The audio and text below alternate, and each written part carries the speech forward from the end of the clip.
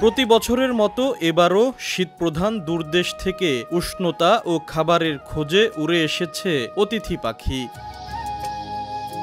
৬ মাস আগে থেকে আসা শুরু করা অতিথি পাখির সংখ্যা দিন দিন বাড়ছে। সকালে সূর্যের আলো ফুটতেই শুরু হয় পাখিদের কিচিরমিচির, আর বিকেলে আকাশ জুড়ে তাদের উড়াউড়ি যেন এক মনোমুগ্ধকর দৃশ্য, যা দেখতে প্রতিদিনই ভিড় করেন পাখিপ্রেমীরা।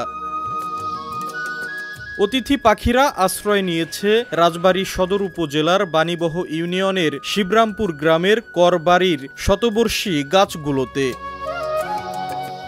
পাখিদের কলকাকলিতে মুখরিত হয়ে উঠেছে পুরো এলাকা, এ যেন পাখিদের রাজত্ব। গ্রামের লোকজন সবাই মিলে খুব আনন্দ পাচ্ছি যে পাখি আমরা কোনোদিন দেখিনি, সেই পাখি বলেছে। কেউ বলে এটাকে শামুক ভাঙা পাখি, কেউ বলে সারস পাখি। এটা না দেখলে তো বিশ্বাস করা যাবে না, এত সুন্দর পাখি অতিথি পাখি। এই অতিথি পাখির জন্য এই শিবরামপুর গ্রামকে অনেকেই বেশি বেশি চিনছে।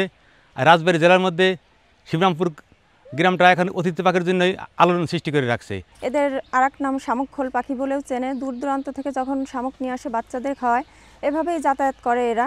এভাবেই এরা রয়েছে আমাদের বাগানে নিরাপদে। আমার মতো অনেকে এখানে ছবি তুলতে আসেন, কিন্তু এরা আসছে কিন্তু অনেক দূর থেকে আমাদের দেশে একটু নিরাপদ আশ্রয়স্থলের জন্য। অতিথি পাখিদের নিরাপত্তায় সব ধরনের ব্যবস্থা নেওয়া হয়েছে বলে জানিয়েছে বন বিভাগ। নিয়মিত পরিবেশের ভিতরে নজরদারির ভিতরে আছে এবং এখানে জীববৈচিত্র্য সংরক্ষণ এবং যাতে কোনো দুষ্কৃতিকারী কোনো অতিথি পাখি ক্ষতি না করতে পারে সেটা আমাদের নিয়মিত ওখানে টহল প্রদান করা হচ্ছে।